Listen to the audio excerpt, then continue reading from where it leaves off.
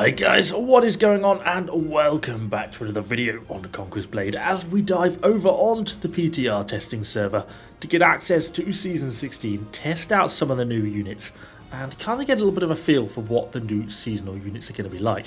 So today we're going to be testing primarily the 3 new seasonal units. We might have a little dabbling look at things like Mace Sgts, but realistically the 3 new Japanese seasonal units that we're going to be getting. We'll be kicking things off, of course, with the Ronin, the new Tier 3, which is going to be available basically on June the 1st as the new season starts. As always, I kind of want to caveat this slightly.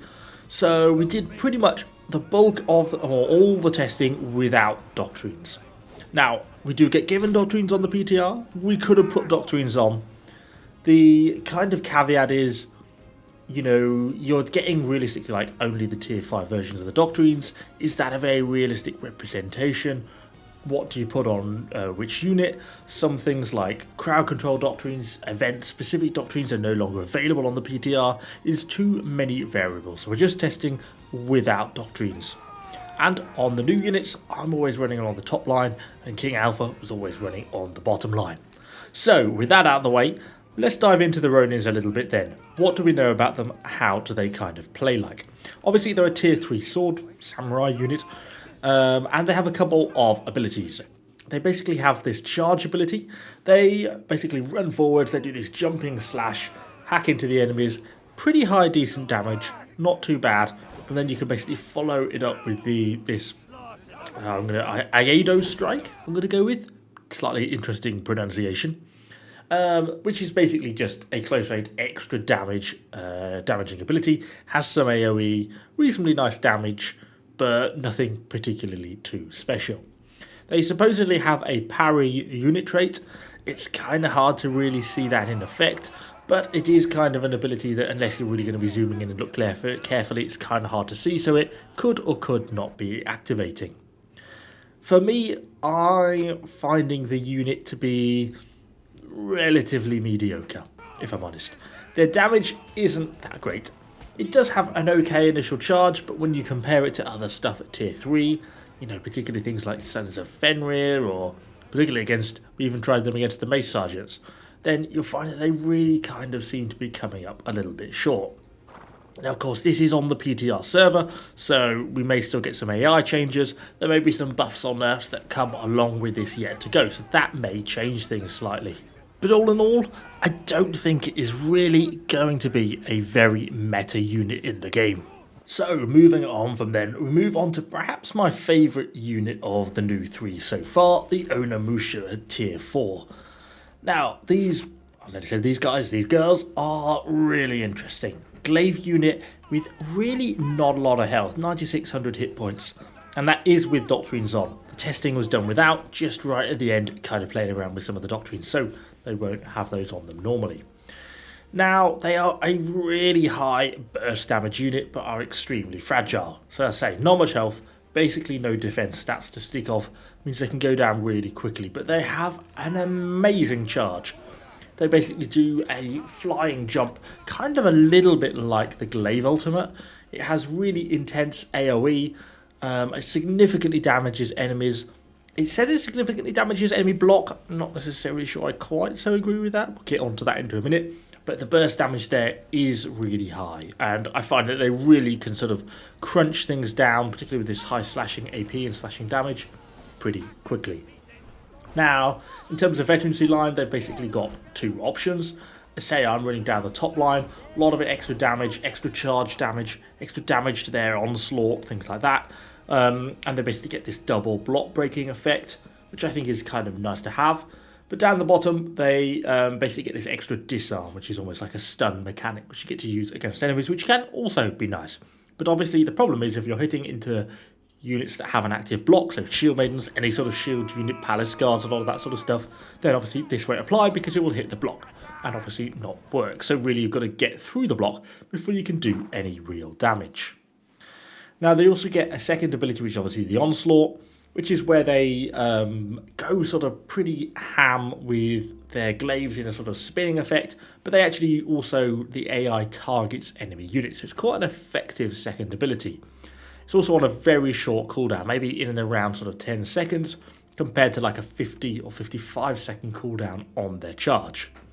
Now, they are classed as an anti-cavalry unit, which is kind of interesting. So initially, as we were testing these, kind of struggled to see how they could work as an anti-cavalry unit. They get no sort of brace formations, and because their charge has a reasonably long wind-up in the terms of their, almost like, again, like a glaive ultimate activating. You know, even though they'll start running forwards immediately, once they reach the enemy, they basically go into an overhead attack animation. And well, that just doesn't work against cavalry because you've already been run over and the cavalry is 50 meters further down the road. So it just doesn't really work. But it did have a good bit of luck with their onslaught. And if you can activate this as the cavalry is coming in, they almost sort of go for a sweeping strike. And if they can sort of burst damage enough against the cavalry before the cavalry can really apply much charge damage, then they can seem to do pretty well. But you have to be pretty Johnny on the spot activating 2 ability, you know, pretty bang on point, or else it doesn't really work. So yeah, not really anti-cavalry in the traditional way, but just such high burst damage that it can kind of work. Now, I just, before we move on from this unit, want to talk a little bit about the block break and blocking. So, as I say, the charge really effective against anything without a shield. But when you start to come up against things with an active block, i.e. Palace Guards, Myrmidons, that sort of thing, grey hairs probably as well, you know, any sort of shield unit, then they really start to fall down because they have this insane amount of damage, but they can't apply it. And once you've missed or lost this charge ability, and then don't really get too much with your onslaught as well, that's kind of game over because they're such a fragile unit because they have no hit points and no defensive stats, then they just crumble really quickly. So yeah, against sort of frontally blocking units, they seem to struggle. Against everything else, they seem to do really, really well. I guess the closest comparison might be something like Celadars. I really like it, seems like quite a balanced unit, seems like it's going to be a good unit, at least when you compare it to the tier 3. And finally, we come on to the Orochi, who I must admit, I think look absolutely fantastic. I know some people wanted like a fully armoured samurai and aren't so thrilled to have sort of a pike unit, but to be honest, I actually really like them. I think they look really, really cool. So, big fan of this unit. Kind of gone unbelievably, which you wouldn't really think would be possible over the course of a few hours, but on a little bit of a journey with these guys, kind of learning at least slightly how they work. So, initially thinking, right, it's a strongly anti-cavalry unit. It's a pike unit, that's its primary function. But it doesn't really have, well, it doesn't have any brace ability, really. When you put them into a column or block formation, they kind of get like a little formation buff, kind of a little bit like how Prefecture Pikemen do. Once they sort of form into their formation, they have sort of a glowing buff effect. And these kind of have a similar thing. But actually, just in the brace formation against cavalry, they really don't do very well at all. They are really not up to all that much, and they collapse pretty quickly. But then you get this thing called Advance. So this is an incredibly short range attack ability. So they're basically, once you activate it, in whichever direction you choose to activate it, the unit basically takes one step forwards and does a lower sort of upwards lunging charge. It then does another step forwards and does the same thing. If you can time this correctly, it is supremely effective against cavalry. But the key is timing it correctly. It's actually also really effective against some infantry units. Again, if you can time it correctly, it's a really high damaging advance. But with it being so short range and so directional specific, it is kind of relying on you being able to activate it at the perfect time. And if you miss it, then it's kind of a little bit game over in this unit. For me, I actually really kind of like that. It's an effective cavalry counter, but it requires skill to use, right? And I think that's how they should be introducing counters to units in Conqueror's Blade. So initial impressions, really, really good. I like it, I like the idea. They get this follow-up disrupting sweep ability. It's okay. It's nice sort of a finishing off stragglers, so long as you've really secured the kill with the advance. And there's just a few little bits left kicking around. You can kind of activate a disrupting sweep and it spins and does a little bit of extra damage. Nice for finishing off a few people. Then once you're out of that, their base damage abilities are actually really, really low. They are quite a slow unit in combat. Their base damage is pretty low, even though it seems relatively high. It just doesn't apply. You're fighting other units, you'll find that you just don't really do that much damage. It's all ability specific.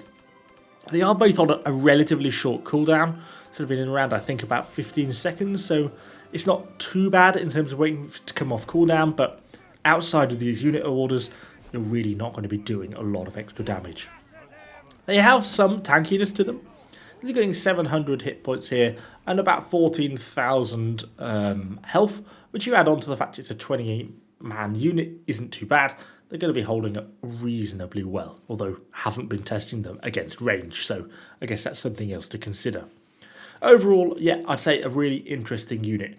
One that I think initially we're going to see players kind of be unhappy about, say it's kind of a struggle to use, but I think over time we'll see strategies come out and people will kind of get the hang of it, and they're actually going to find it quite an interesting and a slightly better unit to get the hang of. But anyway, I mean, you've got to bear in mind this is all testing on the PTR. Things like this do end up changing, so you never quite know how they're actually going to make it into the final game. Just gives you a little bit of an inkling of what the units are going to be about. Anyway, hopefully you've enjoyed it. If you have enjoyed the video, let me know in the comments down below, and I shall see you guys all on the next one.